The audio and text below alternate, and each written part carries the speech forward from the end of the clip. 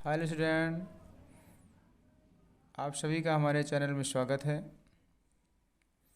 आज हम कक्षा 12 गणित में प्रायिकता की बात करेंगे, जो कि बोर्ड परीक्षा में 10 अंक का आता है और बहुत ही महत्वपूर्ण है। आज इसको हम बिल्कुल बेसिक से बताएंगे कि प्रोबेबिलिटी होती क्या है और इसमें कक्षा 12 में कौन कौन से रूल इसके हैं। तो सबसे पहले कक्षा 12 में सह प्रतिबंध प्रायिकता से है, तो हम इनके टाइप से प्रारंभ करते हैं। इसमें पहला है हमारा सह प्रतिबंध प्रायिकता। प्रायिकता का गुणन नियम, स्वतंत्र या अपवर्ती घटनाएं। तो इसमें सबसे पहले हम ये जानेंगे कि किसी भी घटना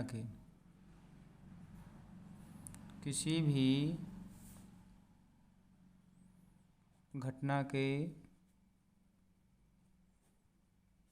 घटित होने की प्रायिकता बराबर होता है अनुकूल परिणाम बटे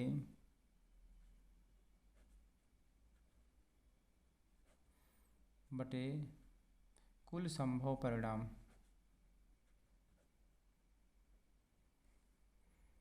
यहाँ पे हम कुल परिणाम भी कहते हैं, संभव परिणाम भी कह सकते हैं, कुल परिणाम भी हो सकता है यहाँ पर। तो उदाहरण पर जैसे एक पासा फेंका जाता है, तो एक पासे को फेंकने पर हमें कौन कौन से प्रदर्श प्राप्त होंगे? 1 2 3 4 5 6। तो ये जो नंबर हैं एनएस सैंपल स्पेस के जो नंबर है वो 6 हैं। और इसमें कुल कितने, अगर क्वेश्चन पूछ लिया जाए कि इसमें सम संख्या होने की प्रायिकता ज्ञात कीजिए, तो सम संख्या कौन कौन से इसमें हैं? 2 4 6। तो इसका मतलब जो इसमें अनुकूल परिणाम होंगे वो 3 हो जाएंगे। तो प्रोबेबिलिटी हम जब सूत्र लगाएंगे अनुकूल बटे कुल संभव परिणाम, तो 3/6 काट करके 1/2 हो जाएगा। बस आप लोग याद रखिए कि कभी भी कोई प्रायिकता 1 से अधिक नहीं होगी। तो 3/6 जब काटेंगे तो 1/2 आ जाए। 1/2 का मतलब 1 का आधा है, मतलब 1 से कम है। तो ये तो समझ गए आप लोग। अगर इसी तरह एग्जाम्पल नंबर आप 2 लेते हैं, कोई सिक्का उछाला जाता है। अगर आप सिक्के को उछालते हैं तो सिक्के को उछालने पे या तो एच आएगा तो टेल आएगा। ये तो इसके कुल परिणाम हुए। कुल परिणाम इसमें हैं 2। अब क्वेश्चन पूछ लिया जाए कि सिक्के को उछालने पर या तो हेड आए या तो टेल आए, तो हेड या टेल होना ये इसका एनी है। यानी इसमें एक ही बार हेड आएगा, एक ही बार टेल आएगा, तो 1/2 इसका भी हो जाएगा। तो ऐसे ही क्वेश्चन में कुल परिणाम या अनुकूल परिणाम बनते हैं। अब इसमें इसका अगला फार्मूला है, जैसे मान लेते हैं कि घटना का घटित होना और घटना का घटित ना होना, इनका दोनों का योग 1 होता है। जैसे ये पी है, ये प्रोबेबिलिटी है, और पी डैश मतलब घटना का घटित ना होना। ये घटना घटित हो रही और घटना घटित नहीं हो रही, तो इनका टोटल जोड़ कितना होगा? 1। इसको हिंदी में भी हम ऐसे लिख सकते हैं, घटना का घटित होना प्लस घटना का घटित ना होना बराबर 1। ठीक है। जैसे जीतने की प्रायिकता 1/2, तो हारने की प्रायिकता, जीतने का मतलब पी, हारने का मतलब पी डैश बराबर 1। ऐसे फॉर्मूले में इसका हम प्रयोग करेंगे। अब हम बात करते हैं इसमें प्रतिदर्श समष्टि की। सैंपल स्पेस क्या होता है?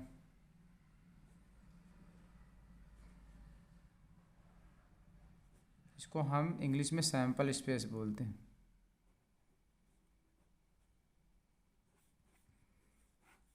सैंपल स्पेस क्या होता है? किसी परीक्षण के कुल संभव परिणाम को लिखना, किसी परीक्षण के कुल संभव परिणाम को लिखना सैंपल स्पेस कहलाता है। किसी परीक्षण के कुल संभव परिणाम को लिखना सैंपल स्पेस कहलाता है। जैसे बार बार हमारी बात को सुनिए, जैसे एक पासा फेंका जाता है, पासे को फेंकने पर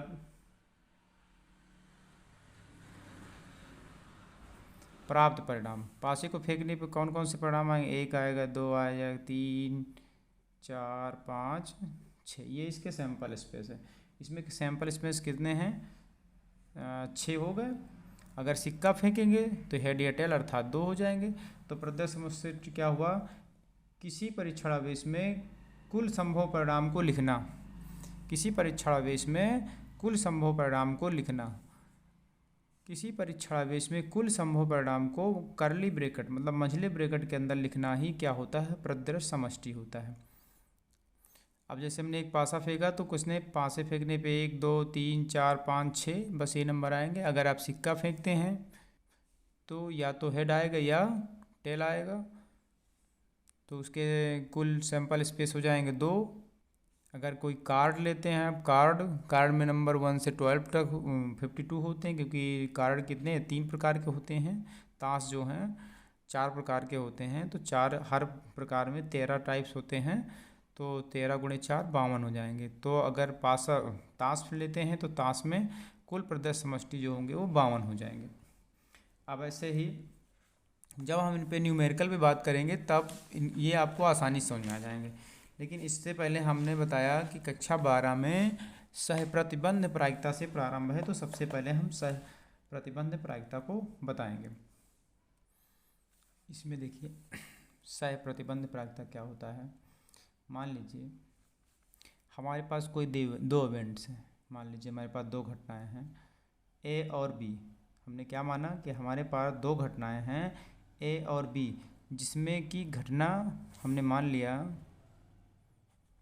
माना 2 घटना ए व बी है, जिसमें बी घटित हो चुकी है। बी घटित हो चुकी है तो एक एक घटित होने की प्रायिकता ज्ञात कीजिए। एक एक घटित होने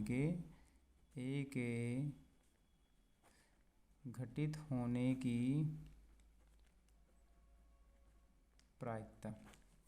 तो इसको हम इस तरह लिखते हैं पी ए बाई बी बराबर P A intersection B by P B.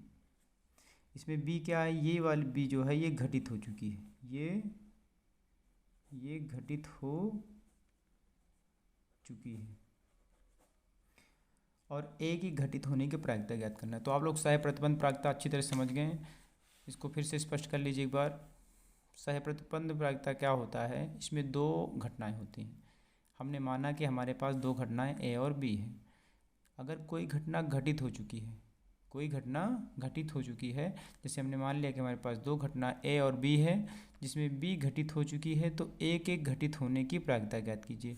तो जो घटित हो चुकी है वो बाई जाएगा, पी ए बाई बी बराबर P intersection B by P B हो जाएगा। तो जिसमें बी क्या हो घटित हो चुकी है और ए के घटित होने की प्रायिकता ज्ञात करना है। अगर हम इसमें गुणन का नियम का बनाना हो तो हम क्या करेंगे? इसके नीचे 1 मान करके यहाँ से ऐसे हम निकाल लेंगे पी ए इंटरसेक्शन बी बराबर इसका इसमें गुणा कर देंगे पी ए बटा बी गुणे पी बी। इसको हम बोलते हैं प्रायिकता का गुणन नियम। ये बन जाए, इसमें हमने कुछ किया नहीं, इंटरसेक्शन को हमने ये लिख दिया, इसको इसमें मल्टीप्लाई कर दिया, तो ये बन जाएगा प्रायिकता का गुणन नियम। इसे अगर हम पी बी बाई ए कर देंगे, पी बी बाई ए, तो P A intersection B by P A हो जाएगा। यहाँ पर अगर यहाँ बी है तो यहाँ पर बी होगा, या ए है तो ए हो जाएगा। तो आप लोग सहप्रतिबंध प्रायिकता अच्छी तरह समझ गए होंगे। सहप्रतिबंध प्रायिकता क्या होता है? इसमें कोई 2 घटनाएं होती हैं, जिसमें से एक घटना घटित हो चुकी है, तो दूसरे की घटित होने की प्रायिकता ज्ञात करना होता है। तो हमने माना कि हमारे पास 2 घटना ए और बी है, जिसमें बी घटित हो चुकी है और ए के घटित होने की प्रायिकता। तो ए की घटित मतलब ए घटित होने की है और बी क्या हुई? घटित हो चुकी है। तो आप इस फॉर्मूले को भी अच्छी तरह से याद करेंगे, इससे संबंधित भी परीक्षा में क्वेश्चन आएंगे।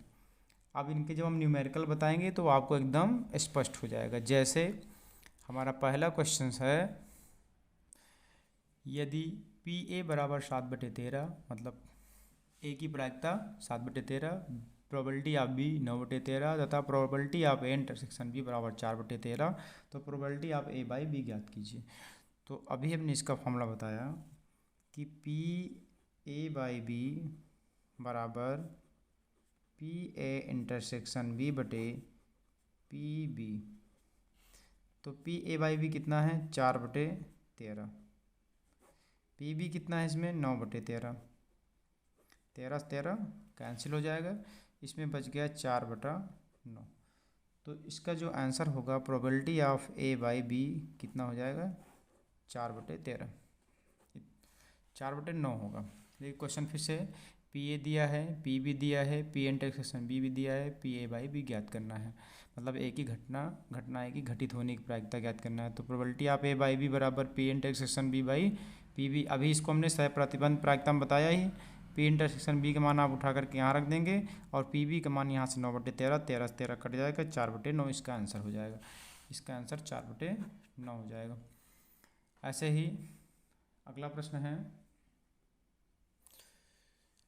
यदि पी ए बराबर 3/8, पी बी बराबर 5/8, पी ए यूनियन बी बराबर 3/4, मतलब ए यूनियन बी की प्रोबेबिलिटी दे दी गई इसमें 3/4, तो पी बी बाई ए ज्ञात करना। जबकि हम जानते हैं पी बी बाई ए बराबर होता है पी ए इंटरसेक्शन बी बटे पी ए, लेकिन हमारे पास पहले यहाँ पे इंटरसेक्शन नहीं दिया गया, तो हम सबसे पहले इंटरसेक्शन ज्ञात करेंगे। तो सब सूत्र हमने ये भी बताया है आपको, पी ए इंटरसेक्शन बी बराबर P A plus P B minus P A union B. अब इसमें जो मान पता वो रख दीजिए। पी ए का मान पता है 3/8, ये कितना है 5/8, ये है 3/4, 5 3 8/8 माइनस 3/4। अब इसमें हम क्या करेंगे, 2 से गुणा करके हर बराबर कर लेते हैं, तो जाएगा 8/8, 2 3 6/8, घटा देंगे हो जाएगा 2/8। अब इसको जब हम कैंसिल करेंगे तो हो जाएगा 1/4 आ गया। अब जो ज्ञात करना है उसको लिख लो। हमें ज्ञात करना है probability of B by A बराबर P A union B intersection B by P A. P intersection B अभी अभी हमने ज्ञात किया कितना 1/4, और पी ए का मान आपने यहाँ भी रखा था, कितना आया था 3/8। अब इसको हल कर लेते हैं, 1/4 गुणा कर देते हैं 8/3, 4 दूना 8, कितना आ जाएगा 2/3, ये हो गया। यहाँ पे 1/4/3/8 का, तो 1/4 इसको भाग में चला जाएगा, भाग में यहाँ पे है, गुणा में गया 8 ऊपर चला गया 3, तो 4 दूनी 8, 2/3 इसका आंसर हो जाएगा। 2PA बराबर PB बराबर 5/13, PA बाई बी बराबर 2/5, तो PA यूनियन B का मान ज्ञात कीजिए। तो सबसे पहले आप ये देखिए कि यहाँ पे दिया हुआ 2PA, सबसे पहले हम लिख लेते हैं हल में 2PA बराबर, यहाँ पे 2PA भी 5/13 है, PB भी 5/13 है, तो 2PA को हम क्या लिख दिए 5/13। अगर हमें PA का मान निकालना है तो जाएगा 5/13 दूनी 26 हो गया। ऐसे PB बराबर कितना है 5/13। अब यहाँ पे हम व्यंजक लगा देंगे PA बाई बी का, तो जाएगा PA intersection B by PB। A intersection B तो पता नहीं है, PA इंटरसेक्शन B लिख दिया गया है। PB का मान पता है कितना 5/13, PA बाई बी कितना है 2/5 है। अब इसको हम क्या करेंगे, ये भाग में है, ये भाग में जब यहाँ से हटाएंगे तो सीधा इसमें गुणा कर जाएगा, कितना जाएगा 2/5 गुणे 5/13 बराबर PA इंटरसेक्शन B। 5 से 5 कट जाएगा, इसका मतलब ये आ जाएगा PA इंटरसेक्शन B बराबर 2/13 आ गया। अब मैंने सूत्र बताया आपको कि PA यूनियन B बराबर होता है PA plus PB minus P A intersection B. तो यहाँ पर पी ए का मान आपके पास कितना है, पी ए का मान आपने ज्ञात किया 5/26, यहाँ रख देते हैं 5/26। पी बी का मान रख देंगे 5/13। पी ए इंटरसेक्शन बी का मान अभी अभी हमने ज्ञात किया 2/13, तो हो जाएगा 5/26। 5 से 2 घटाओ तो 3/13, इसमें 2 से कैंसिल कर ले, वो हर बराबर करने के लिए गुणा कर दिया, 2 3 6 5 11, 13 दूनी 26, तो ये इसका आंसर हो जाएगा 11/26। अगला क्वेश्चन,